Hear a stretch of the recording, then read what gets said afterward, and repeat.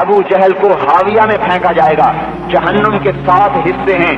اوپر جہنم، اس سے نیچے حطمہ، اس سے نیچے لظہ، اس سے نیچے سعیر، اس سے نیچے سقر، اس کے نیچے جحیم اور اس کے نیچے حاویہ. حاویہ میں منافقین ہیں جس کی آگ اتنی تیز ہے کہ جب وہ اوپر کو اٹھتی ہے تو دوزخ بھی رونے لگ جاتی ہے اس کی آگ سے. اس میں ابو جہل کو ڈالا جائے گا اور فرشتے اسے پکڑیں گے اور اس کے سر میں ہتھوڑے کے ذریعے سے لوہے کی سلاخ سے سوراخ کریں گے اور اس کے سر کو پھاڑ کر ثم صبوا من فوق رأسه الحمیم، اس کے سر میں پانی ڈالا جائے گا جہنم کا کھولتا ہوا جو اس کی آنتوں کو کاٹ کر نیچے لے جائے گا اور کھاد کو ادھیڑ کر پاؤں میں لٹکائے گا اور اللہ کہے گا ذق انک انت العزیز الکریم، آج چکھ مزہ، تو نے دنیا میں میرے نبی کے سامنے تکبر کیا، آج مزہ چکھ لے. اور غلام بنا، اپنی سرداری کو توڑ دیا، اپنی وجاہت کو توڑ دیا، اپنی سرداری کی پرواہ نہیں کی، حضور کے طریقے میں آیا. اللہ کا نبی خوشخبری دے رہا ہے، یا عمر رأیت فی الجنت قصرا، میں نے رات کو جنت میں ایک محل دیکھا، من لؤلؤۃ بیضاء، سفید موتی کا، مشیدا بالجواقیت والجواہر، جس میں موتی اور یاقوت لگے ہوئے تھے. قلت لمن ھذا، میں نے فرشتے سے کہا یہ محل کس کا ہے؟ فرشتہ کہتا ہے لفتى من قریش، جی ایک قریشی نوجوان کا محل ہے. فظننت انه لی، میرے دل میں آیا کہ ایسا حسین و جمیل محل تو میرا ہی ہوگا اور کس کا ہوگا، ایسا اچھا محل تو میرا ہی ہوگا. فذهبت لادخله، میں جب داخل ہونے لگا تو فرشتے نے کہا انه لعمر بن الخطاب، یا رسول اللہ یہ تو عمر بن خطاب کا محل ہے. آقا نے فرمایا اے ابو حفص تیرا غصہ یاد آ گیا اس لیے داخل نہیں ہوا. کیا کہا؟ تیرا غصہ یاد آ گیا اس لیے داخل نہیں ہوا. حضرت عمر رونے لگے، اے اللہ کے رسول میرے ماں باپ آپ کا قربان، بھلا آپ پہ ہم کیا غصہ کر سکتے ہیں؟ ایک مان گیا تو چڑھ گیا، ایک نے ٹکر کھائی تو برباد ہو گیا. امیہ بن خلف بنو امیہ کا چودھری ہے اور عثمان غنی بنو امیہ کے چودھری ہیں. عثمان غنی بنو امیہ کے سردار، امیہ بن خلف بھی بنو امیہ کا سردار.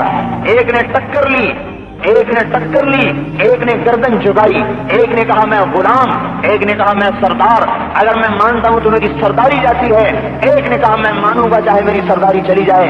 ایک کو خدا نے برباد کیا، ہلاک کیا اور بدر کے گڑھے میں برباد کر کے تباہ و ہلاک کیا اور جہنم کی آگ کا شکار کیا. امیہ بن خلف آیا، ہاتھ میں ایک ہڈی، پرانی ہڈی، فتبہا، اسے یوں مسلا، یوں کر کے پھونک مار کے اڑایا.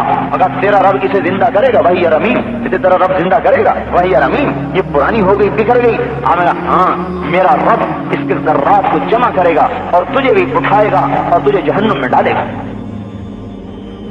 اور ایک نے مانا، عثمان نے مانا تو آپ نے فرما دیا ہے عثمان سن لے، ان لکل نبی رفیقا فی الجنہ فانت رفیقی فی الجنہ. اے عثمان جنت میں ہر نبی کا ایک رفیق ہوگا، میرے جنت کا رفیق تو ہے. تو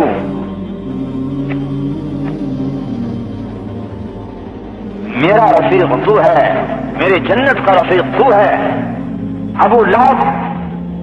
ابو لہب سردار ہے بنو ہاشم کا، علی ابن ابی طالب بھی بنو ہاشم ہے اور ابو لہب بھی بنو ہاشم ہے.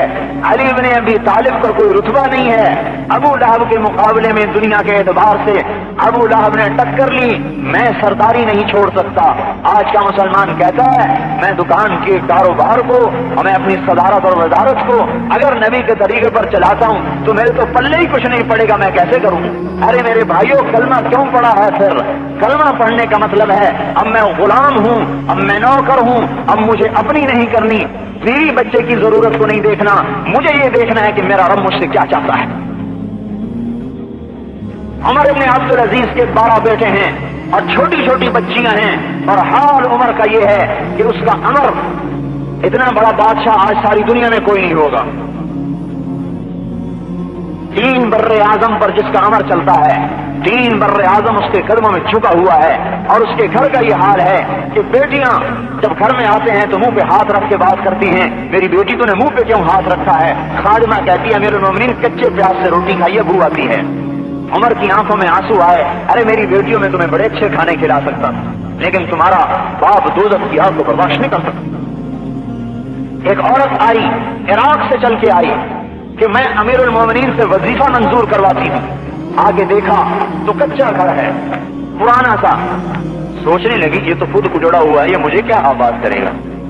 جب اندر میں آئی تو ایک عورت بیٹھی ہے سوٹ کو ٹھیک کر رہی. ایک آدمی کنویں میں سے ڈول نکال کے گارے میں ڈال رہا ہے. کہنے لگی یہ امیر. انہوں نے کہا ہاں. انہوں نے یہ تو اجڑا پڑا ہے تو میرا کام کہاں سے چلے گا. فاطمہ نے کہا اماں ایک گھر اجڑ کر سارے گھر آباد ہو چکے ہیں, ایک اجڑا ہے سب کی آبادی کے لیے اجڑا ہے. کہنے لگی وہ حضرت عمر جو تھے وہ پانی ڈال رہے تھے مٹی میں, تو اس نے یوں سمجھا یہ کوئی نوکر ہے. کہنے لگی تیرا نوکر کتنا بے شرم ہے, تیری طرف گھور گھور کے دیکھتا ہے, تو اس سے پردہ کر لینا. تو فاطمہ نے کہا یہی تو امیر المومنین ہے میرا خان ہے, یہی تو ہمیں. آج تو کلرک جو ہے امان کا نہیں ہے, ہاں امیر المومنین کہتا ہے اس کو ایک مومنی تو یہ تو نوکر ہے, اس سے پردہ کرو. تو کہتے نہیں یہی تو میرا خامن ہے, یہی تو میرا خامن ہے. اور اللہ نے رتبہ کیا دیا.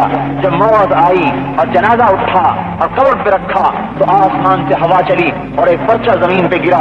پرچے کو اٹھایا گیا, اس میں لکھا ہوا ہے بسم اللہ الرحمن الرحیم براءۃ من اللہ لعمر بن عبد العزیز من النار.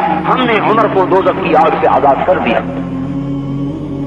میرے بھائیوں ہمارا یہ امتحان ہے کہ ہم کدھر کو چلتے ہیں.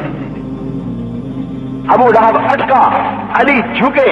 آپ نے خوشخبری دی یا علی اترضى ان يكون منزلك مقابل منزلی, اترضى ان يكون منزلك مقابل منزلی. اے علی خوش ہو جا, راضی ہو جا, تیرا گھر جنت میں میرے گھر کے سامنے بنایا جائے گا.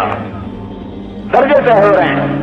یا طلحہ تو یا زبیر, طلحہ اور زبیر ہیں اور جھکتے ہیں مانتے ہیں. آلنا یا طلحہ تو یا زبیر ان لکل نبی حواریا فی الجنہ وانتما حواری فی الجنہ. اے طلحہ اے زبیر, جنت میں ہر نبی کے حواری ہوں گے, میرے جنت کے حواری تم طلحہ اور زبیر. آپ مسجد میں بیٹھے ہیں, کہا ابھی ایک جنتی آدمی آئے گا. آپ نے کہا ابھی ایک جنتی آدمی آئے گا. تھوڑی دیر ہوئی تو حضرت ابوبکر صدیق اندر تشریف لے آئے. پھر آپ نے فرمایا ابھی ایک جنتی آدمی اندر آئے گا, ابھی ایک جنتی آدمی اندر آئے گا. تھوڑی دیر ہوئی تو حضرت عمر رضی اللہ تعالیٰ عنہ اندر تشریف لے آئے. میرے بھائیوں جنہوں نے مانا ان کو اللہ نے عزت دی, جنہوں نے ٹھکرایا انہیں اللہ تعالیٰ نے ہلاک و برباد کر دیا. آج ہم یوں کہہ رہے ہیں کہ ساری دنیا کے انسانوں کی عزت اور کامیابی اور ساری دنیا کے انسانوں کے لیے راحت, امن, چین, سکون نہ ملک میں نہ مال میں نہ دنیا کے عہدوں میں, صرف ایک طریقے میں ہے کہ محمد رسول اللہ کے حضور پاک صلی اللہ علیہ وسلم کے طریقے پر زندگی آ جائے. حالانکہ ابو جہل چھوٹا مجرم ہے اور عبداللہ بن ابی بڑا مجرم ہے. ابو جہل جحیم میں ہے اور عبداللہ بن ابی حاویہ میں ہے. حاویہ سب سے نیچے ہے, حاویہ کے اوپر جحیم ہے. حاویہ منافقوں کے لیے اس میں عبداللہ ہے, اور جحیم مشرکین کے لیے اس میں ابو جہل ہے. وہ ابو جہل سے بڑا اسلام کا دشمن تھا, چونکہ اس نے اپنے آپ کو مسلمان کہا, ایسے لگا کے رکھا. ایک دن ان کے بیٹے عبداللہ, ان کا نام بھی عبداللہ تھا, لیکن ابھی پانی پی رہے تھے. یا رسول اللہ تھوڑا پانی تو بچا دیں. کہنے لگے کیا کرو گے؟ کہ اپنے باپ کو پلاتا ہوں, شاید اس کے اندر ایمان چلا جائے. تو آپ نے دے دیا. وہ گیا گھر کا, ابا یہ پانی تو پی لے. تو کیا ہے یہ؟ کہ یہ اللہ کے نبی کا جھوٹا ہے, پی لے شاید تیرے اندر ایمان آ جائے. تو آگے کم وقت کہنے لگا جا وہاں پیشاب لے کے آ, وہ پی لوں گا یہ نہیں پیوں گا. پیشاب لے کے آ, وہ پی لوں گا یہ نہیں پیوں گا. ان کو اتنا غصہ چڑھا. وہ گیا یا رسول اللہ مجھے اجازت دے میں اس منافق کی گردن اڑا دوں, بیٹا ہو کر میں اس منافق کی گردن اڑا دوں. کہ عبداللہ تیرا باپ ہے, قدر کر قدر کر. میں نہیں چاہتا لوگ کہیں محمد اپنے ساتھیوں کو قتل کراتا ہے, جاؤ اس کی خدمت کرو, تیرا باپ. جنازہ پڑھا, اپنا کرتا اتار کے کفن کے طور پر دیا, اور اس کو قبر میں اتار چکے تھے. آپ دیر ہو گئے, آپ ذرا دیر سے پہنچے. اس کو دوبارہ قبر سے باہر نکلوایا, اس کے منہ میں اپنا لعاب ڈالا کہ شاید بخشش ہو جائے. اس منظر کو دیکھ کر 100 منافقوں نے کلمہ پڑھا. تو بھائیو میں آپ کی منت کرتا ہوں کہ یہاں آپ امت بن کے رہو, مسلم بن کے رہو.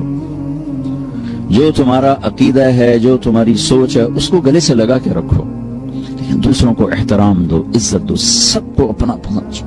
سارے ہم نے تو غیروں کو اپنا بنانا تھا, ہم نے اپنوں کو غیر بنائے تھے. تو کتنی بڑی ظلم و زیادتی کی بات ہے. جس کے دل میں ذرہ کے برابر بھی ایمان اٹکا رہ گیا, ایک دن جنت میں جائے گا. چونکہ ایک دفعہ ایسا ہوگا کہ جہنمی لوگ مسلمانوں کو کہیں گے کہ تم بھی دوزخ میں, ہم بھی دوزخ میں, تمہارے ایمان کا کیا فائدہ. تو اللہ تعالیٰ اس پر فرمائیں گے کہ جس نے زندگی بھر میں ایک دفعہ لا الہ الا اللہ کہا اسے جنت میں ڈال دو، جس نے زندگی بھر میں ایک دفعہ خالی میرا نام لیا ہے اس کو بھی جنت میں ڈال دو۔ پتہ نہیں اللہ تعالیٰ کس کو کس بات پہ خوش ہو کہ اللہ اس کو جنت دے دے، ہم اور کس بات پہ ناراض ہو کہ اللہ ہماری پکڑ فرما دے، کوئی خبر ہے؟ اللہ کے نبی نے فرمایا بنی اسرائیل میں دو بھائی تھے، ایک نیک تھا ایک گناہگار تھا۔ تو نیک کہتا تو بہت گندا ہے، وہ کہتا یار مجھے اللہ پہ چھوڑ۔ وہ روز اس کو تو بڑا گندا ہے، وہ کہتا یار مجھے اللہ پہ چھوڑ۔ تو ایک دن کہنے لگا تیری بخشش نہیں ہو سکتی اللہ کی قسم اٹھا لی، وہ دونوں مر گئے۔ تو اللہ نے اس عابد سے کہا تو نے اتنی بڑی قسم کیوں اٹھائی کہ اس کی بخشش نہیں ہو سکتی؟ تو ٹھیکیدار چل بے تو جا جنت میں، اگر تو نے میری رحمت کو پابند کیوں کیا؟ اس کو ڈالو جہنم۔ تو کسی مسلمان کو حقیر نہ سمجھو، سب کو عزت دو۔ ہمارا کام تو گلے لگانا ہے نا کہ نفرت کرو۔ مثلا ایک آدمی آپ کے نزدیک غلط ہے تو وہ سمجھو وہ مریض ہے، تو مریض کا علاج ہوتا ہے کہ مریض کو ہسپتال سے نکالا جاتا۔ وینا ملک ہمارے انڈسٹری میں وہ لڑکی جس نے بالکل کپڑے اتار دیے، ننگی ہو کے آگے، برے صغیر میں کسی ہندو لڑکی نے بھی یہ یہاں تک سٹیپ نہیں اٹھایا کہ وہ بالکل ننگی سکرین پہ آ جائے۔ وہ لڑکی تھی جو ننگی ہو کے سکرین پہ آ گئی انڈیا میں۔ تو میں 1 جنوری کو پہنچا تیونس سے دبئی، تو مجھے کسی نے کہا کہ وینا ملک کی شادی ہو گئی۔ میں نے کہا یار میری ملاقات کراؤ۔ انہوں نے کہا آپ اس سے ملیں گے؟ میں نے کہا کیوں؟ اللہ کے نبی کی امتی ہے، پتہ نہیں کب اللہ دل بدل دے۔ تو اس کو پیغام بھیجا، اس نے معذرت کر لی، کہا نہیں میں نہیں آتا۔ میں نے کہا چلو مجھے اجازت دو میں آ جاؤں، تو اس نے کہا وہ آنا چاہتے ہیں تو آ جاؤں۔ میرے ساتھ جواد وسیم تھے، وہ ٹی وی میں کام کرتے ہیں، ماشاءاللہ تبلیغ میں بہت کام کیا انہوں نے۔ میں ان کو ساتھ لیا اور اس کے گھر چلا گیا۔ اس نے ایک نوجوان تھا، اسد پٹھان تھا، اس سے انہوں نے شادی کی تھی۔ تو میں نے اسے کہا بیٹی آپ کو شادی مبارک، اللہ آپ کا گھر آباد کرے، اچھی بیوی بنائے، اچھی ماں بنائے۔ آپ کے لیے ہمیشہ دعا کی ہے، جب بھی آپ کی خبریں چھپتی تھیں بدنامی کی تو میں آپ کے لیے دعا کیا کرتا تھا اور تمنا کرتا تھا کہ میری آپ کی کبھی ملاقات ہو جائے۔ تو وہ رو پڑی، اس کی آنکھوں میں آنسو آ گئے۔ مجھے نہیں سمجھ میں آیا کہ کس بات پہ اس کے آنسو نکلے۔ ہم اٹھ کے آ گئے، پھر میں چلا گیا جبوتی سے واپس آیا تو پھر میرا 2 دن کا سٹے تھا اور یمن جانا تھا۔ تو دونوں میاں بیوی خود آ گئے جس ہوٹل میں ٹھہرا ہوا تھا۔ نے سر پہ پورا دوپٹہ لیا ہوا، کہ مولانا آپ نے میری زندگی بدل دی، اور یہ دوپٹہ آپ دیکھ رہے ہیں یہ زندگی بھر سر سے کبھی نہیں اترے گا۔ میں نے کہا بیٹے میں نے تو کچھ نہیں کہا، تمہاری زندگی کیسے بدل گئی؟ کہا یہ میرا خامد بیٹھا ہے، میں نے اس کے ساتھ یہ ایگریمنٹ کیا تھا کہ شادی کر رہی ہوں فلم نہیں چھوڑوں۔ 6 فلمیں سائن کی ہوئی تھی ابھی بھی اس سال، 6 فلمیں سائن کی ہوئی۔ کہا میں نے اسے کہا تھا میں شادی تو کر رہی ہوں فلمیں نہیں چھوڑوں، لیکن میں نے کہا تو تیرا ارادہ کیسے بدل گیا؟ کہا آپ نے مجھے بیٹی کہا، آپ جیسا میرے جیسا کوئی بیٹی کہہ سکتا ہے؟ مجھے تو ماں باپ بیٹی کہنے کو تیار نہیں، تو آپ نے مجھے بیٹی کہا، مجھے عزت دی، میرا دل پگھل گیا۔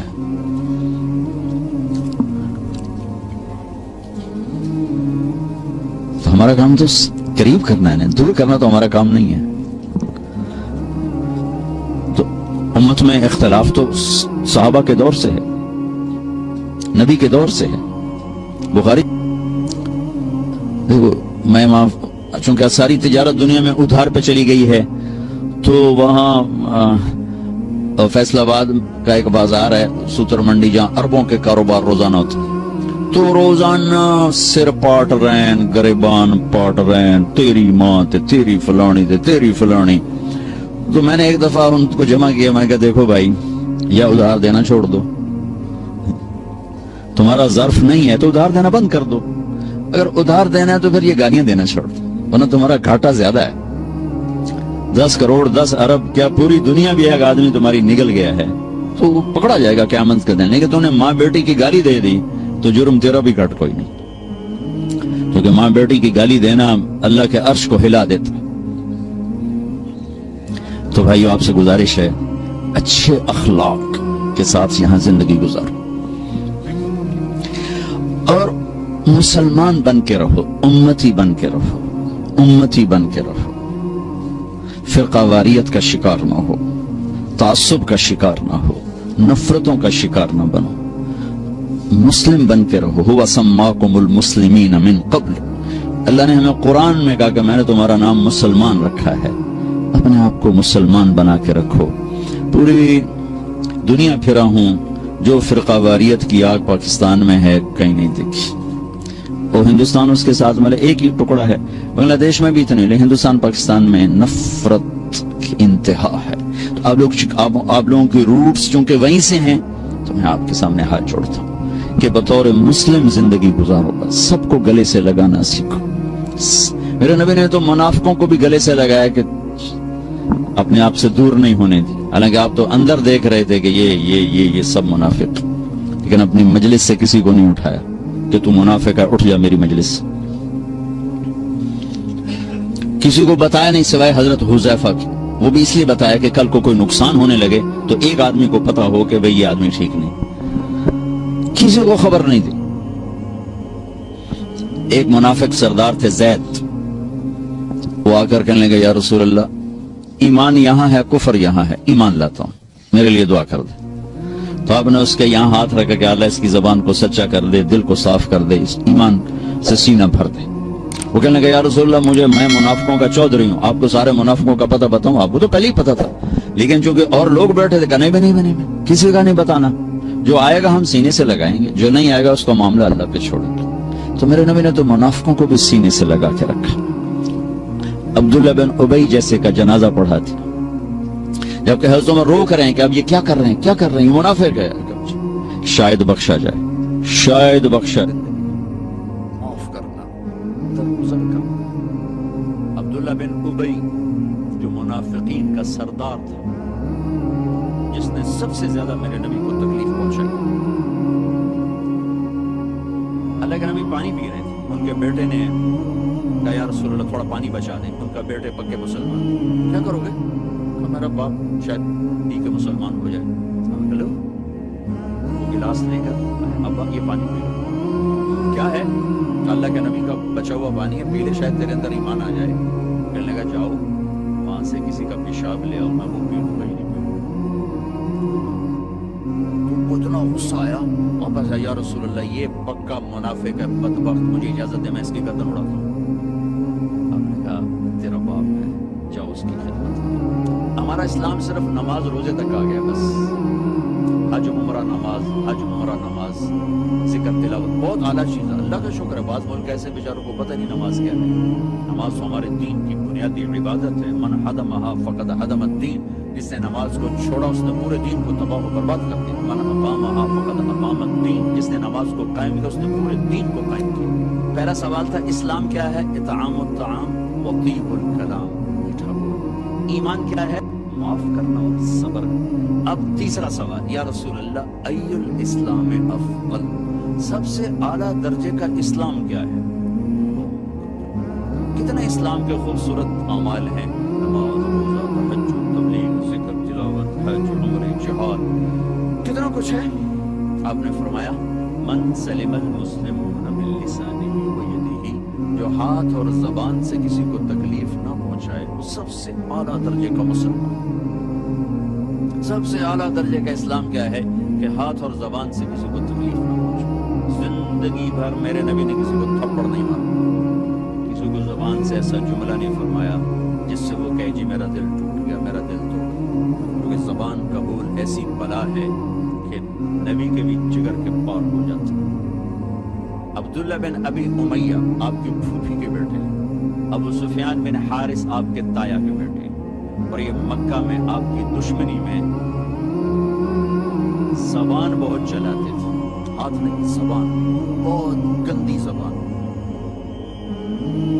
آپ مکے کی طرف آ رہے ہیں حملہ کرنے، عسفان پہنچے ہیں، یہ آج کا جو مین روڈ چلتا ہے اس پہ اوپر آتا ہے وہ چھوٹا سا شہر۔ تو حضرت عباس اپنی فیملی کو لے کر پہنچتے ہیں، تو آپ نے کہا بس تم آخری مہاجر۔ دروازے پر، خیمے پر خادم آ کر اجازت مانگتا ہے جی ابو سفیان بن حارث اور عبداللہ بن ابی امیہ حاضر میں کلمہ پڑھنا چاہتے ہیں، اسلام لانا چاہتے ہیں۔ میں نے آپ کو اللہ کے نبی کے معافی کے واقعہ سنائے ہیں، آپ کا ظرف بتایا، آپ کا سینہ بتایا، اب اپنے نبی کی سنو۔ آپ نے فرمایا مجھے ان کے اسلام کی کوئی ضرورت نہیں، میں ان سے نہیں ملوں گا۔ ابو سفیان وہ ہے جس نے میرا دل چیر کے رکھ دیا شیر کہہ کہہ کے، وہ آپ کی نا برائی میں شیر کہتا تھا۔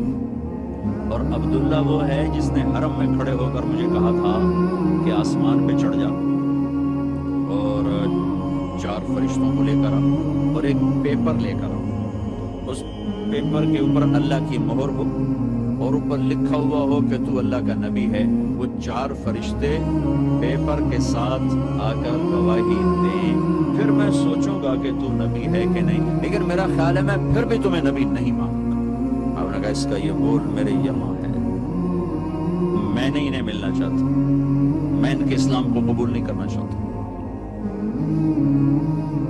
تو سناٹا چھا گیا کہ زبان کا گندا بول کہاں تک انسان کو لے جاتا ہے۔ وہ کتنا بڑا میرے نبی کا سینہ ہے جو اللہ کی وحی کو اپنے اندر برداشت کر لے، اس کا سینہ کتنا بڑا ہوگا، لیکن زبان کے بول نے تنگ کر دیا۔ وَلَقَدْ نَعْلَمُ أَنَّكَ يَضِيقُ صَدْرُكَ بِمَا يَقُولُونَ، میرے حبیب مجھے پتہ ہے لوگوں کی سخت باتیں آپ کا سینہ تنگ کر دیتی ہیں۔ یہ شہد کے ذخیرے اکٹھے کیے جائیں تو اس زبان کے بول کی مٹھاس اس سے زیادہ ہے، اور میں اللہ کی قسم اٹھا کے کہتا ہوں 7 سمندر کے پانیوں کی کڑواہٹ کو اکٹھا کیا جائے تو زبان کے بول کی کڑواہٹ اس سے زیادہ ہے۔ ایک گندا بول سر سے لے کر پاؤں تک آگ لگا دیتا ہے، اور ایک میٹھا بول مرے ہوئے کو زندہ کر دیتا ہے۔ ساری زندگی میرے نبی پاک صلی اللہ تعالی علیہ وسلم نے کبھی ایک بول ایسا نہیں بولا جس سے کسی کو دکھ پہنچتا، جس سے وہ یہ کہے کہ میرے نبی نے مجھے میری بے اکرامی کر، مجھے بے عزت کر۔ اور گھروں کی زندگی میں آپ کی یو این او کی تنخواہ سے خوشی نہیں آئے گی، یو این او والوں کو بھاری تنخواہ ملتی ہے، اس سے خوشی نہیں آئے گی۔ کسی کا گھر ہو، کسی مولوی صاحب کا گھر ہو، کسی یو این او والے کا گھر ہو، کسی بادشاہ کا گھر ہو، اللہ کی قسم خامد اور بیوی کا سلوک اور میٹھا بول خوشی لائے گا، اور کوئی چیز خوشی نہیں لا سکتی۔ شکل صورت بھی کچھ عرصہ چلتی ہے، پھر اس کی کشش بھی ختم ہو جاتی ہے، جوانی ڈھل جاتی ہے، زندگی مختلف ادوار سے گزرتی ہے۔ ایک چیز ہے جو سدا بہار رہتی ہے اور سدا بہار رکھتی ہے، وہ اخلاق ہیں، وہ اخلاق ہیں، وہ اخلاق ہیں۔ وہ آپ کا درگزر کرنا، آپ کا میٹھا بول بولنا، آپ کا محبت بھرا بول بولنا، آپ کا خطا سے درگزر کرنا، پکڑ دکڑ طنز تانے، پوری زندگی برباد ہو جاتی۔ سوری زندگی میرے نبی نے کسی کو تانا نہیں دیا، سوری زندگی طنز نہیں کیا، کہ یہ دلوں کو چیر دینے والی چیز۔ گھروں میں خوشیاں دیکھنی ہے یا غیروں کے ساتھ خوشیاں دیکھنی، زبان کا بول میٹھا فرمانا۔ رمضان میں جو میں سارا اخلاق کہتا رہا، اور رمضان میں اللہ نے غریب کو کیسے ایڈ کیا ہے، میرے نبی نے غریب کو کیسے ایڈ کیا ہے کہ ان سب کے روزے باندھ کے رکھ دو، ایک روزہ میرے پاس نہیں آئے گا جب تک اس کی زکوٰۃ نہیں ادا کریں گے، اور غریبوں کو بھی عید میں شامل نہیں کریں گے۔ سبحان اللہ، کیا خوبصورت دین ہے میرا۔ غریب کا حصہ رکھو گے تو آپ تمہارا روزہ اوپر جائے۔ میرے نبی روزے یہاں کھڑے ہو جاتے، روزے یہاں کھڑے ہو جاتے، اوپر نہیں جاتے جب تک روزے کی زکوٰۃ نہ ادا کر دی جائے۔ یہ بھی اسی سے متعلق موضوع جو آپ کے پیچھے لکھا پڑا ہے کہ غریبوں کو شامل کرو اپنی خوشیوں میں، کہ ان کے گھروں میں دے کر آؤ کہ وہ بھی خوشی سے کھا سکیں، کپڑے بنا سکیں۔ جو ہمارے ہاں بتایا جاتا ہے روزے کی زکوٰۃ گندم کے لحاظ سے، اس سے تو روٹی نہیں پوری ہوتی، تو کپڑے کہاں سے آئیں گے؟ کہ ہم پوری سیرت کو نہیں جانتے۔ میں آپ کو اپنے نبی کی زکوٰۃ بتا دوں کہ ہمارے نبی کس چیز کی زکوٰۃ دیتے۔ میرے نبی کشمش دیا کرتے تھے، کشمش۔ اب آپ ایک دفعہ مجھے ایک میسج آیا کہ کشمش ہے 3 کلو اور گندم ہے 2 کلو۔ 2 کلو تقریباً کوئی 150 پونے 200 روپے بنتا ہے، اور کشمش کا 3 کلو 2000 سم تھنگ بنتا ہے۔ ایک گھر میں 4 افراد ہیں، اگر ایک خامد، ایک بیوی، ایک بیٹا، ایک بیٹی، 4 افراد ہیں، کشمش کے لحاظ سے 8000 گیا، تو 8000 میں اس کے کپڑے بھی بن جائیں گے، اس کی سیویاں بھی پک جائیں گی، اس کی عید بھی ہو جائے گی۔ تو میرے نبی نے روزے کے ساتھ غریبوں کو شریک کیا، اپنے امت کے فقراء کو شریک کیا کہ ان کو بھی خوشی پہنچاؤ کہ اللہ نے تمہیں دیا ہے۔ انہوں نے فرمایا واللہ لا یؤمن، واللہ لا یؤمن، واللہ لا یؤمن، اللہ کی قسم ایمان والا نہیں، اللہ کی قسم ایمان والا نہیں، اللہ کی قسم ایمان والا نہیں۔ کون یا رسول اللہ؟ جس کا پڑوسی اس سے تنگ ہو وہ ایمان والا نہیں، جس کا پڑوسی اس سے تنگ ہو وہ ایمان والا نہیں۔ پھر ہم نے کہا واللہ لا یؤمن، اللہ کی قسم ایمان والا نہیں کہ جو پیٹ بھر کے کھائے اور پڑوسی بھوکا سوئے، ایمان والا نہیں۔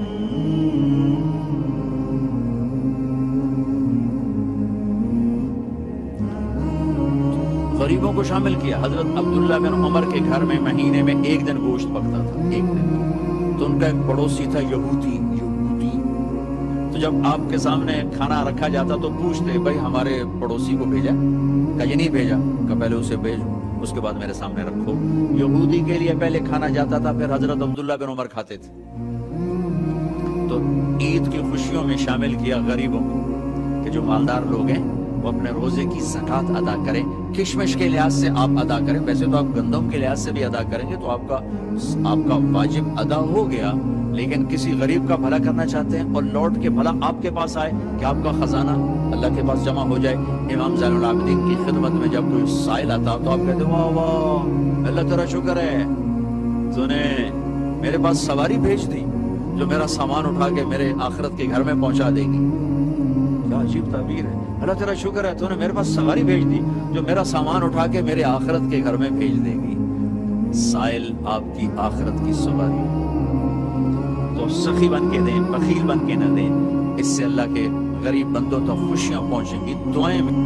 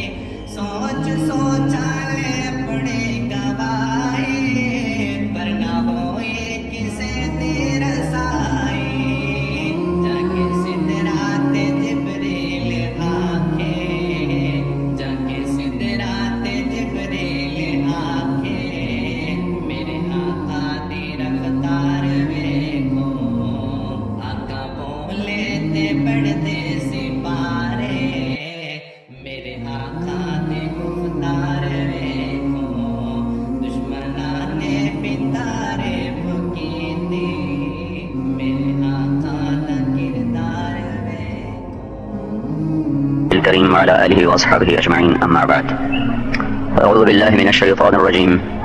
بسم الله الرحمن الرحيم.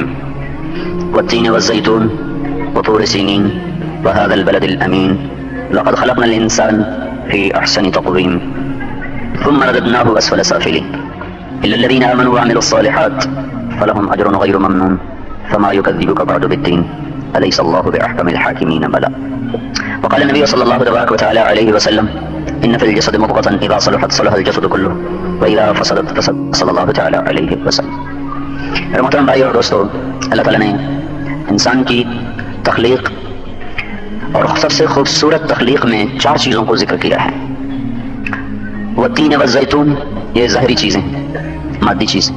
وطور سینین وہذا البلد الامین، یہ روحانیات اور روح سے تعلق رکھنے والی 2 چیزوں کا ذکر ہے۔ انسان جسم سے بنا اور روح سے، جسم اور روح میں روح اس کے لیے اصل کا درجہ رکھتی ہے۔ کیونکہ روح نکل جائے تو جسم تو پیچھے میت بن جاتا ہے، فوراً اس کا نام مٹا دیا جاتا ہے اور میت کا نام لگ جاتا ہے. میت کو کب اٹھایا جائے گا، جنازہ کب ہوگا، جنازہ کب اٹھے گا، کوئی نام لے کے نہیں کہتا کہ فلاں صاحب کب اٹھائے جائیں گے. فوراً ایک پل میں سب کچھ بدل جاتا ہے، ساری نسبتیں حیثیتیں بدل جاتی. تو روح اگر نکل جائے تو سارا جسم ختم، ہر شے اپنی جگہ پہ جام، پھر وہ مٹی ہو جاتی. روح اپنی بقا کے لیے جسم کی محتاج نہیں، جسم اپنی بقا کے لیے روح کا محتاج. روح اپنی پرواز کے لیے جسم کی محتاج نہیں، جسم اپنی پرواز کے لیے روح کا محتاج. تو انسانی تخلیق میں روح ایک لطیف امر ہے جس کا علم اللہ نے کسی کو نہیں دیا. یسألونک عن الروح قل الروح من امر ربی. کیا ہے روح کا امر ربی ہے، کچھ تفصیل کیوں نہیں بتائی؟ وما اوتیتم من العلم الا قلیلا. تمہیں جو علم ملا ہے اس کے پیمانے سے تم روح کو ناپ نہیں سکتے، اس کو سمجھ نہیں سکتے، لہذا اس پہ خاموش ہو جاؤ. اور تمہیں بتانے کے لیے بس اتنا کافی ہے کہ یہ اللہ کا ایک امر ہے بس. تو قریش کے مدینے خیبر یہودیوں سے کہنے لگے کہ ہمارے قریشی نے نبوت کا دعویٰ کر دیا ہے، وہ کیا ہے، سچا جھوٹا ہے؟ تو اسے 3 سوال کرو، 2 کا جواب دے اور تیسرے پہ چپ ہو جائے تو سمجھنا نبی ہے، اور اگر تیسرے پہ بھی شروع ہو گیا تو پھر وہ جھوٹا ہے. کیا سوال کریں؟ کون سے پوچھنا ذوالقرنین کون تھا، اصحاب کہف کون تھے، اور روح کیا ہے؟ تو اگر وہ ذوالقرنین اور اصحاب کہف کو کھولے اور روح کو نہ بولے تو سمجھنا وہ سچا نبی ہے، اور اگر روح کی بھی تفصیل شروع کر دے تو پھر سمجھنا جھوٹ ہے. تو یہ وہاں سے اب لے کر آئیے مواد اور آپ کر کہنے لگے اصحاب کہف کون تھے؟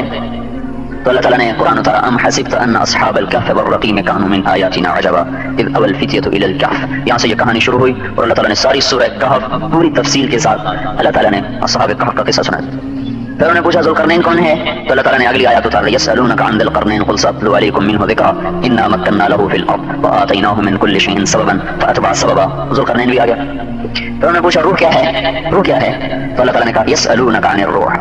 ابھی آپ سے روح کا سوال کرتے ہیں تو ان کو کہیں قل الروح من امر ربی. بس کیا ہے اللہ کا امر، کوئی تفصیل کا خاموش. کیوں؟ وما اوتیتم من العلم الا قلیلا. تمہارا علم تھوڑا ہے، تم اس سے ناپ نہیں سکتے. تو انسان 2 چیزوں سے بنا ہے، ایک ظاہر نظر آ رہا ہے یہ مٹی ہے، ایک اس کے اندر ہے وہ روح ہے، وہ امر لطیف ہے. پہلی 2 چیزوں کا تعلق جسم سے ہے، دوسری 2 چیزوں کا تعلق روح سے ہے. والتین والزیتون، مجھے قسم ہے انجیر کی اور زیتون کی. ضروریات زندگی کی طرف اشارہ ہے. تو ضروریات زندگی کا علم حاصل کرنا بھی اللہ ہی کا مطالبہ ہے ہم پر.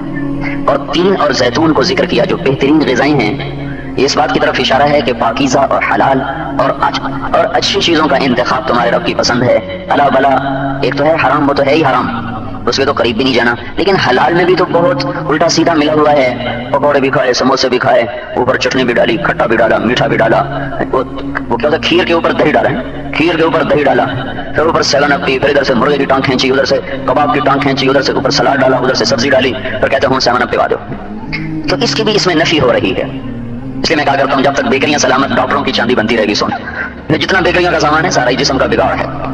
تو والتین والزیتون، اللہ تعالیٰ نے بہت عمدہ غذاؤں کا ذکر فرما کر ایک لمبا چوڑا مضمون ہمیں سمجھایا ہے. یہ جو کچھ ہو رہا ہے یہ اس کے سیکھنے کا ہے کہ میں ایک مسافر ہوں، اس میں کچھ دن میں نے رہنا ہے. تو میری چند ضروریات، ان ضروریات کو میں احسن طریقے سے پورا کروں. تو اس احسن کے 2 درجے ہیں. ایک ہے حلال اور حرام کی حد فاصل، کہ اس سے آگے میں جا نہیں سکتا. اور اس کا مجھے نہیں پتا تھا، مجھے اللہ نے بتایا یہ حلال ہے یہ حرام ہے. ہمیں کیا پتا تھا کہ خنزیر حرام ہے، شراب حرام ہے، ہمیں کیا پتا تھا سود حرام ہے. اللہ نے کہا احل اللہ البیع وحرم الربا. تو اللہ تعالیٰ نے ہمارے لیے حد فاصل کو قرار دے دیا، اس سے آگے نہیں جا سکتے. حد حدودا، اس سے آگے نہیں جا سکتے. پھر جو حلال ہے احل حلالا، پھر اس میں بھی بے اعتدالی سے منع فرمایا. احل حلالا وحرم حراما، حرام بالکل چھوڑ دو، چھوڑ دیا. احل حلالا، حلال کو اختیار کرو. کیسے؟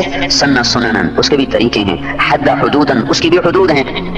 ایک طب نبوی ہے ابن القیم کی رحمۃ اللہ علیہ، مشہور ہے. ایک طب نبوی ہے علامہ ذہبی کی، اس کا ترجمہ نہیں ہوا، ابن القیم کی طب نبوی کا ترجمہ ہوا. تو اس میں انہوں نے ایک عنوان باندھا ہے کہ کس چیز کو کس کے ساتھ ہمارے نبی نہیں ملا کر کھاتے تھے اور کس چیز کو کس چیز کے ساتھ ملا کر کھاتے تھے. تو میں نے ایک ڈاکٹر کو وہ چارٹ پڑھایا، کہنے لگا جو شخص اس پہ عمل کرے گا مرض الموت کے سوا بیمار نہیں ہو سکتا. تو اب جب 10 سالن پیٹ میں جائیں، عجیب قسم کے سلاد اندر جا رہے، چاول بھی جا رہے، پلاؤ بھی جا رہے، پکوڑے بھی جا رہے، تو بیچارہ میدا کتنے کو حملوں کو برداشت کرے گا. تو والتین والزیتون خوبصورت ترین غذائیں ہیں. تو انسانی جسم کی تخلیق میں غذا استعمال ہوتی ہے. غذا میں اللہ تعالیٰ کا حکم آ رہا ہے کہ صحیح استعمال کرو، حرام سے بچو. صحیح میں بھی پھر اعتدال سے چلو، اور اس میں بھی عمدہ طریقہ جمع کرو. 10 کھانے اکٹھے کر لینا. ہماری جماعت گئی بڑھے ہمارے صبح صبح پائے آ گئے، پائے ساتھ نان، اوپر سے لسی. خدا کے بندو، جب میدا خراب نہیں ہوگا تو دماغ تو خراب ہو ہی جائے گا، عقل پہ چربی چڑھ جائے گی. تو یہ جو والتین والزیتون ہے، یہ گویا پورا دنیاوی علم کے حاصل کرنے کی طرف اشارہ ہے. اس کو حاصل کرو، صحیح طریقے سے حاصل کرو. ایک ایرانی آیا طبیب مدینہ میں، 6 مہینے رہا، کوئی بیماری نہیں ہوا.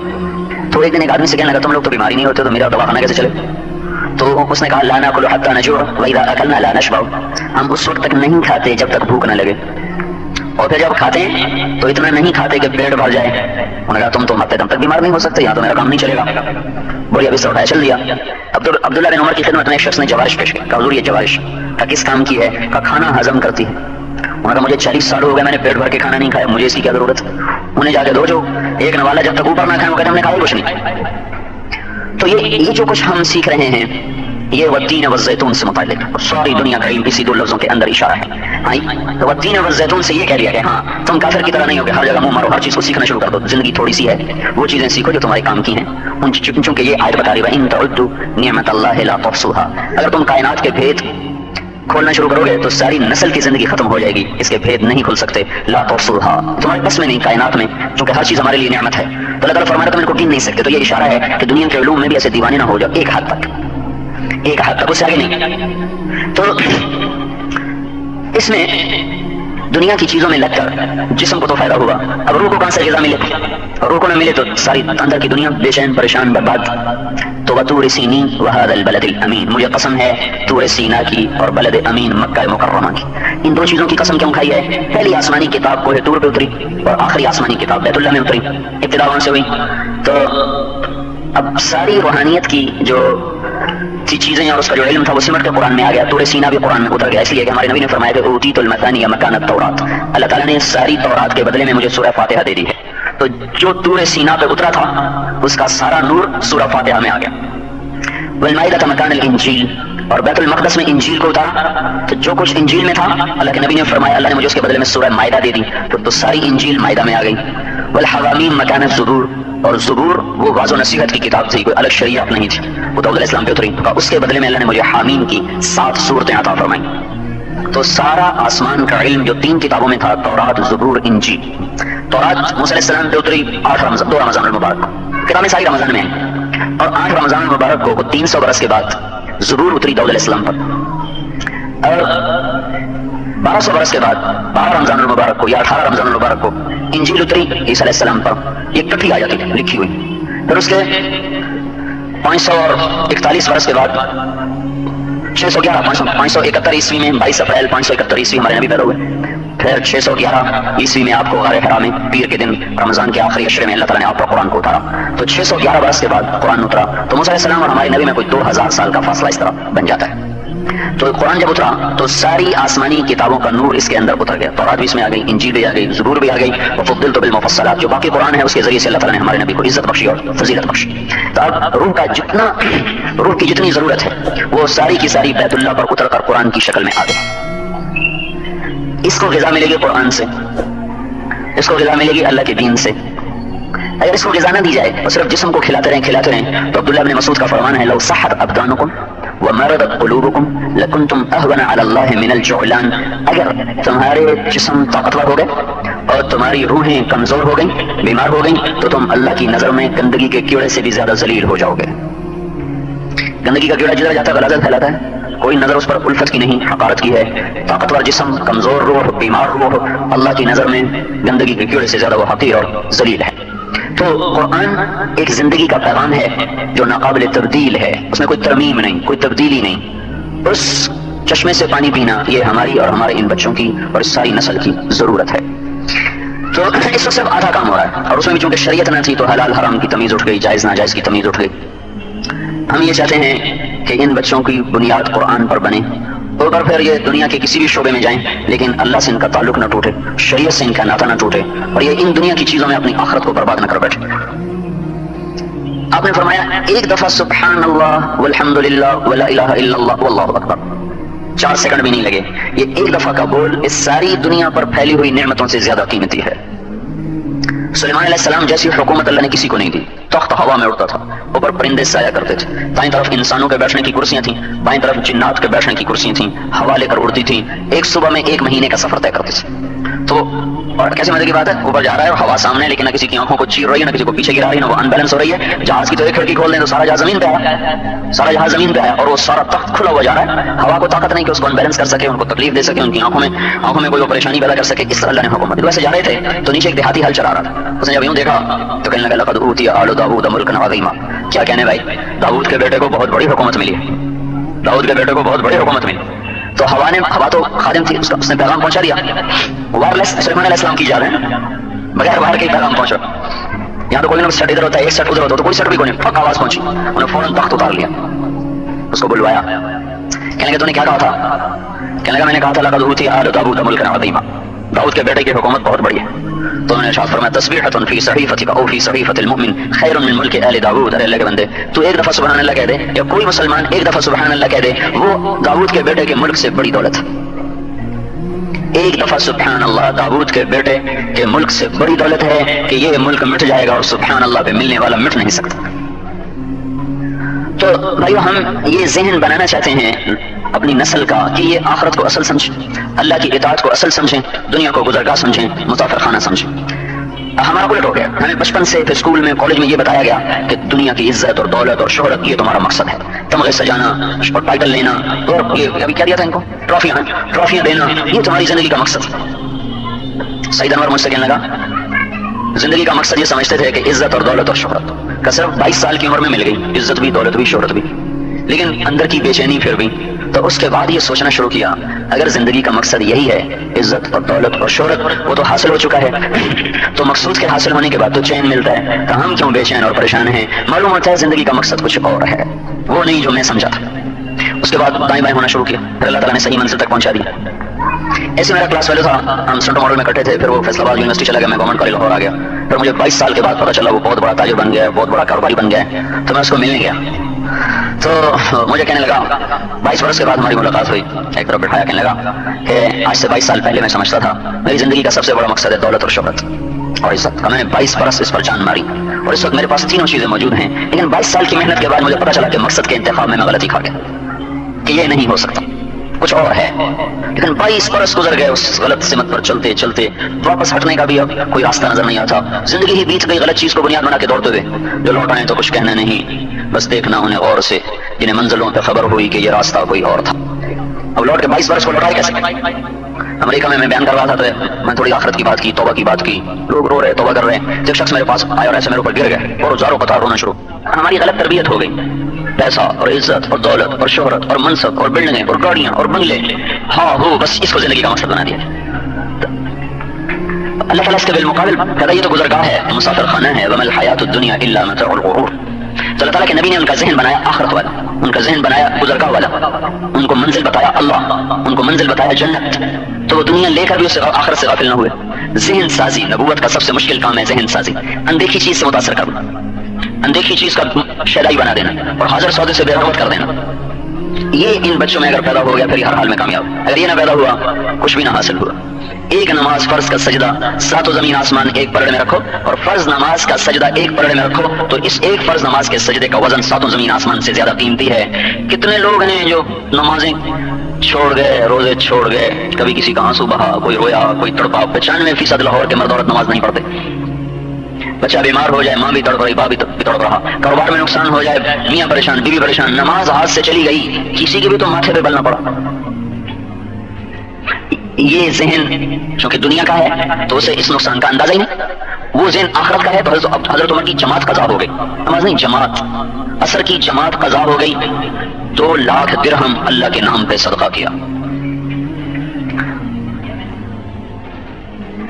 اور تمیم داری رضی اللہ تعالیٰ عنہ کی تکبیر اولیٰ فوت ہو گئی, تو 1 سال سوئے نہیں, ساری رات نفس کو جگایا, ساری رات تجھے جگاؤں گا, تو نے میری تکبیر اولیٰ فوت کرا تھی. اور نماز باغ میں نماز پڑھا, ایک انصاری صاحب, ایک پرندہ آ گیا, باغ ایسے مل چکا تھا, پرندہ جو نیچے تو اوپر چڑھے تو پتوں میں سے جگہ نہ ملے نکلنے کی, کبھی یوں جائے کبھی یوں جائے, تو نماز پڑھتے پڑھتے اس کو یوں دیکھنے لگے, تو دیکھتے دیکھتے بھول گئے کون سی رکعت ہے, فوراً نماز کو توڑا اور سیدھے حضور کے پاس آئے, اس باغ نے میری نماز کو خراب کر دیا, میں اس کو اللہ کے نام پہ صدقہ کرتا ہوں, جہاں چاہیں آپ دے دیں. تو اللہ کے نبی نے ذہن سازی کا کام کیا، ان کو آخرت والا بنا دیا، وہ بادشاہ بن کے بھی پھر دنیا میں کامیاب رہے. تو ذہن بنانا آخرت کا، ان کے سامنے آخرت رہے. تو وہ ایسا زبردست بن گیا تھا.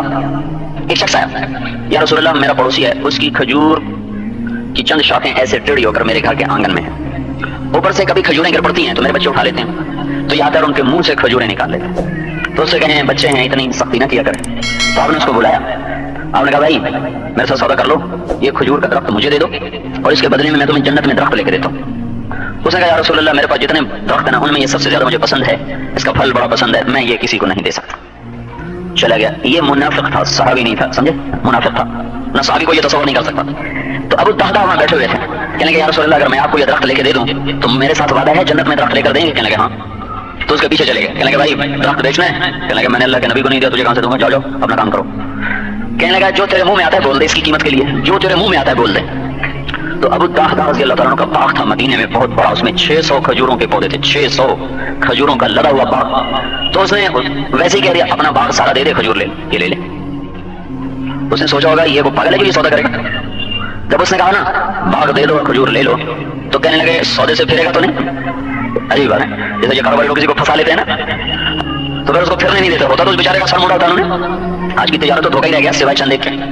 تو حالانکہ لٹ گئے رہے ظاہری طور پر، تو کیا اس کو رہے سودے سے پھرے گا تو نہیں. کہنے لگا میں پاگل ہوں جو پھر جاؤں گا. چلو ڈن ہو گیا، کھجور میری باغ تیرا. آگے بڑھا یا رسول اللہ سودا ہو گیا، کھجور آپ دے دیں پڑوسی کو. تو کیسے ہو گیا؟ کہ میں نے اپنا سارا باغ اس کو دے دیا، کھجور لے لی. تو آپ نے فرمایا پھر ہمارا سودا بھی بڑھ گیا، پہلے ایک کھجور کا وعدہ تھا، اب ہماری طرف سے ضمانت ہے کہ تمہارے لیے جنت میں کھجوروں کے باغات ہیں. اور جو باغ ہوتے تھے نا ان میں گھر بھی ہوتا تھا، جب پھل پک جاتا تھا تو پھر وہاں وہ منتقل ہو جاتے تھے، جب تک پھل ٹوٹ نہیں جاتا تھا تو وہیں رہتے تھے اس کی حفاظت کے لیے. تو آپ نے کہا کم من عرق رضاح ودار فیاح ابو الدہدہ، ابو الدہدہ اب تجھے مبارک ہو، تیرے لیے جنت میں بڑے لمبے چوڑے باغات بھی بن گئے اور ہر باغ میں گھر اور محل بھی بن گیا. اندیکھے سودے پر سارا باغ دے دیا. پھر وہاں سے بھاگے اور اپنے باغ گئے. وہاں بچے اور بیوی باغ میں تھے، پھل کا زمانہ، تو دیوار کے باہر کھڑے ہو گئے، اندر نہیں گئے، باہر کھڑے ہو گئے. اندر نہیں گئے کہ کہیں پھر نیت خراب نہ ہو جائے کہ ایک کھجور وہ بھی کسی اور کو دینی ہے، خود تو نہیں لینی، اور اس میں 600 کھجوروں کا باغ. باہر کھڑے ہو گئے. ام الدہدہ کی ماں باہر آؤ. تو کیوں؟ کہ ہم نے باغ بیچ دیا ہے. ہم کس کو بیچا؟ اللہ کو بیچ دیا اور اس کے بدلے میں ہمیں جنت میں مل گیا. تو عورتوں کا یقین تو مردوں سے کمزور ہوتا ہے، وہ 2-4 قدم اور آگے کہیں گے ربح البیع ربح البیع ربح البیع واہ واہ واہ واہ. ابو الدہدہ تو نے کتنا بڑا نفع کا سودا کیا، کتنا نفع کا سودا کیا، کتنا نفع کا سودا کیا. یہ واقعہ ان کے ذہن کی ترجمانی کرتا ہے کہ وہ کس ذہن کے ساتھ زندگی گزار رہے تھے. یہ ذہن سازی ماں باپ کے ذمہ ہے، معلم کے ذمہ ہے، ٹیچر کے ذمہ ہے، مدرس کے ذمہ ہے، لیکن پہلا فریضہ تو ماں باپ کا ہی ہے. استاد کا تو فرض نہیں ہے، اس کا احسان ہے، فرض تو ماں باپ کا ہے کہ اپنی اولاد کو اس ذہن کا بنائیں کہ وہ آخرت کو اصل سمجھیں، دنیا کو گزرگاہ سمجھیں اور اس پر ہر قربانی وہ دے سکیں. تو اللہ کے نبی اس طرح ذہن بناتے تھے. یہ ذہن سازی غلط ہو گئی اور مفتوح قومیں فاتح قوم کا اثر لیے بغیر رہتی نہیں. 100 سال ہم پر یورپ نے حکومت کی، وہ پیسے کے غلام ہمیں بھی بنا دیا، وہ عیاشی کے دل دادا ہمیں بھی بنا دیا. وہ ننگے ہو کے سڑکوں پہ آئے، ہماری نسل بھی ننگی ہو گئی. وہ ناچنے لگے، یہ بھی ناچنے لگے، وہ اچھلنے کودنے لگے، یہ بھی اچھلنے کودنے. جو چیز وہاں سے آ جائے بس اسی کے پیچھے چلنا. ایسے ہے جیسے ان کی کوئی منزل نہ ہو، جیسے ان کی کوئی سمت نہ ہو. بھائیو ہم تو امت قرآن ہیں اور امت رسول مصطفیٰ صلی اللہ علیہ وسلم ہیں. ہماری تو منزل ہے، ہمارا تو ایک راہبر ہے، ہمارا تو ایک قائد ہے. ہم تو اپنے ذہن سے خود چلنے والے تھے لیکن ہماری بدقسمت. تو اس ذہن سازی پر سب سے زیادہ زور لگنا تھا جو نہیں لگا. لہذا ساری قربانیاں 6 لاکھ آدمی ذبح ہو گئے، ان کی ہڈیوں پر یہ ملک کی بنیادیں قائم کی گئیں. ہزاروں بچوں کے سینوں میں کیل گاڑ کر درختوں سے لٹکا دیا گیا. آنے والے قافلے دائیں بائیں دیکھ رہے تھے، معصوم بچے سینوں میں کیل گڑے ہوئے درختوں سے لٹکے ہوئے ہیں. کن ماؤں نے جنا، کن چھاتیوں سے دودھ پیا اور پنگھوڑوں میں جھولنے کی بجائے وہ کیلوں پر لٹک گئے درختوں کے ساتھ. پھٹی آنکھیں اس ملک کی طرف تھیں کہ چلو ہم نہ صحیح تو اگلی نسل یہاں دین دیکھے گی. لیکن یہ تو سب سے بڑا فراڈ ہوا اس پچھلی صدی کا. ان 6 لاکھ ہستیوں سے فراڈ ہوا، مول نہ دیا. جو تربیت نہ ہوئی، تربیت اس نسل سے جو 47 کے بچے تھے ان کو یہ باتیں بتانی تھی جو میں بتا رہا ہوں، ان کو نہ بتایا گیا. تو بعد فاصلے بڑھتے گئے، دوریاں بڑھتی گئیں، یہاں تک کہ سب کے سب پیٹ کے غلام بن گئے. اللہ کے نبی نے کہا تھا ایک دن آئے گا میری امت پیٹ کی غلام ہوگی اور شہوت کی غلام ہوگی، اس کے سوا ان کو کوئی ہوش ہی نہ ہوگا. پیٹ کیسے بھرے، شہوت کیسے پوری. غریبوں کا وفد آیا. میں حضور کیسے ذہن سازی کرتے تھے میں اس پر یہ بتا. غریبوں کا وفد آیا. ایک واقعہ پہلے آپ کو سنائے گا. انہوں نے آ کے دعویٰ دائر کیا، یا رسول اللہ ہمارا امیروں کے خلاف دعویٰ ہے. کیا دعویٰ ہے؟ کہا یہ آخرت میں آگے بڑھ رہے ہیں، ہم پیچھے رہے ہیں. یہ دعویٰ نہیں کہ ان کے بعد ہمیں لے کر دو جیسے آج کے مزدور کہتے ہیں.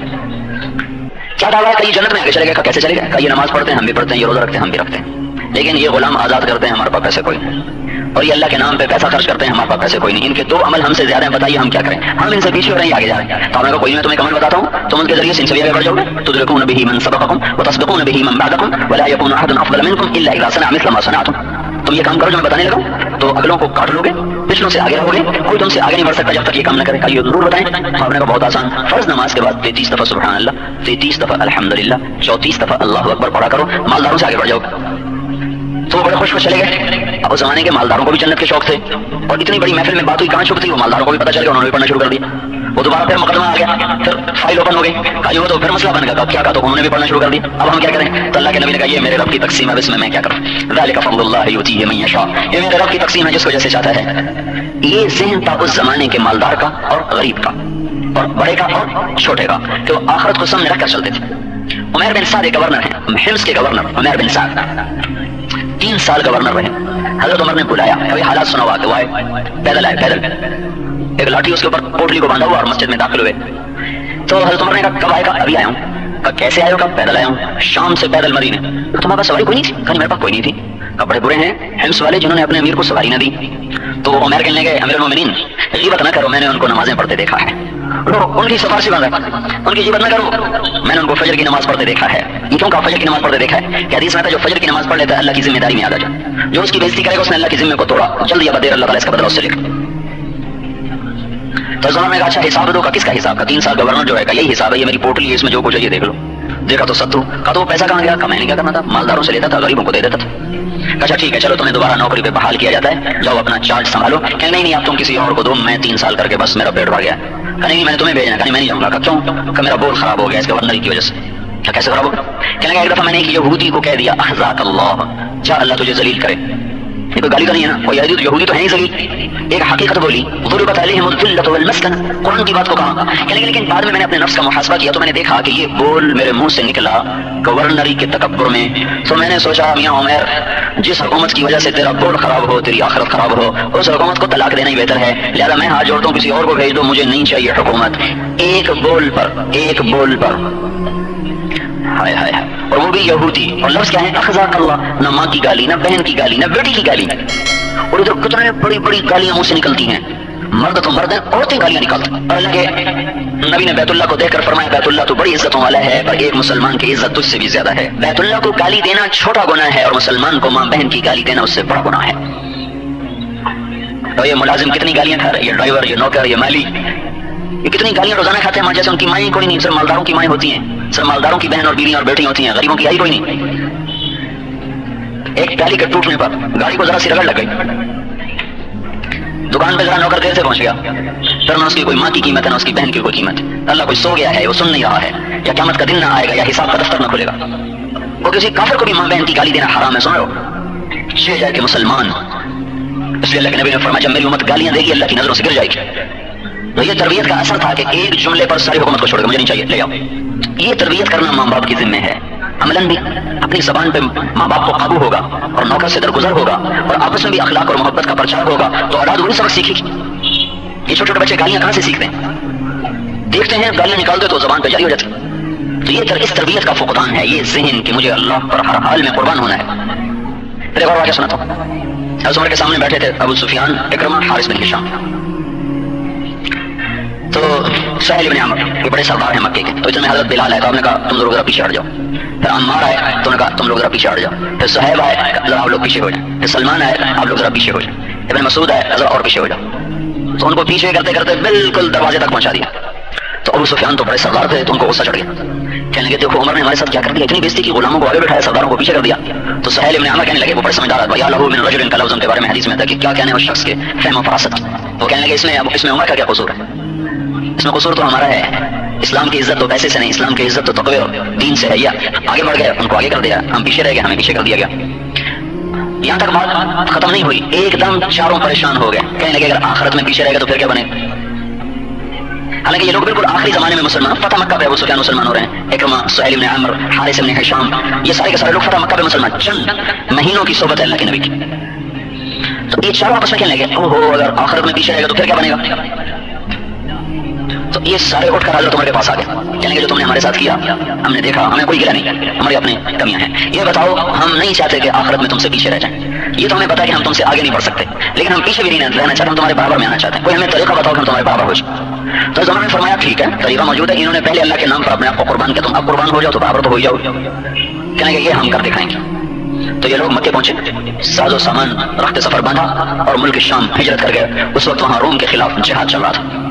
حارث بن ہشام کو، یہ ابو جہل کے چھوٹے بھائی ہیں، یہ اتنے ہر دل عزیز تھے، جب انہوں نے مکہ سے جب یہ نکلے تو مکے میں ہر چلنے والا جو پاؤں سے چل سکتا تھا ان کو الوداع کہنے کے لیے شہر سے باہر تک آیا، اور سارے رو رہے تھے کہ سب کو پتا تھا یہ لوگ کیوں جا رہے ہیں، واپس آنے کی امید کوئی نہیں ہے، تو سارے رو رہے ہیں۔ تو جب حضرت حارث نے دیکھا نا لوگ رو رہے ہیں تو کہنے لگے مکے والوں، اللہ کی قسم مجھے مکے سے محبوب کوئی جگہ نہیں، میں نے مکے کو اس لیے نہیں چھوڑا کہ اس سے پیاری کوئی جگہ ہے، تمہیں اس لیے نہیں چھوڑ کے جا رہا ہوں کہ تم سے پیارے کوئی اور ہیں، بلکہ بات یہ ہے کہ ایک آواز لگی، اس پر ہمارے غلام آگے بڑھ گئے، اور اتنا آگے بڑھ گئے ہیں کہ اگر یہ سارے مکے کے پہاڑ سونا بن جائیں اور میں ان کو اللہ کے نام پہ خرچ کر دوں تو میں ان کے ایک دن کا اجر بھی نہیں پا سکتا، لہٰذا میرے پاس ایک راستہ ہے کہ میں اپنی جان کا نذرانہ پیش کر دوں اور ان کے آگے نہیں تو ان کے برابر تو ہو جاؤں۔ یہ دونوں کا قبیلہ ایک ہے، قبیلہ ایک خاندان قریش قبیلہ ہے، یہ بھی مخزومی وہ بھی مخزومی، دونوں، خالد بن ولید بھی مخزوم سے اور اکرمہ بھی مخزوم سے، تو رشتہ داری زیادہ گہری تھی، پکڑے نہیں یہ کام نہیں کرنا، تو حضرت اکرمہ نے ان کا ہاتھ سے چھوڑ کر الہی کہانی اس سے پیچھے رہو دور ہو جاؤ، اس سے بھی سخت لفظ ہے لیکن میں وہ زبان سے نہیں لاتا ہوں، بھائی اتنا ہی کہتا ہوں، پیچھے جاؤ دور ہو جاؤ، کیا کہا ان لک سابقۃ فی الاسلام، تو مجھ سے آگے بڑھ چکا ہے، تو فتح مکہ سے پہلے ایمان لایا، میں بعد میں ایمان لایا، میں تو برابر نہیں ہو سکتے، ساری زندگی میں اور میرا باپ اسلام سے ٹکراتے رہے، آج ہی تو اس دھبے کے دھونے کا دن آیا، آج میں کیسے بھاگ جاؤں، انی و ابی کان من اشد الناس عداوۃ لرسول اللہ وافر منکم اليوم، میں آج بھاگ جاؤں یہ نہ ہوگا، آج یہ ہو کے رہے گا۔ تو انہوں نے خالد بن ولید کو پیچھے دھکا دے دیا، تو ان کے بیٹے عمرو بن اکرمہ نے ان کا ہاتھ پکڑا، پھر ابو سفیان نے، پھر حارث بن ہشام نے، پھر زہار بن ازور نے، پھر عبداللہ بن عمر نے، 400 قریشی سرداروں نے اس وقت اکرمہ کے ہاتھ میں ہاتھ دیا کہ آج یا ہمارے لاشیں تڑپیں گے یا اللہ تعالیٰ اہل ایمان کو عزت دے گا۔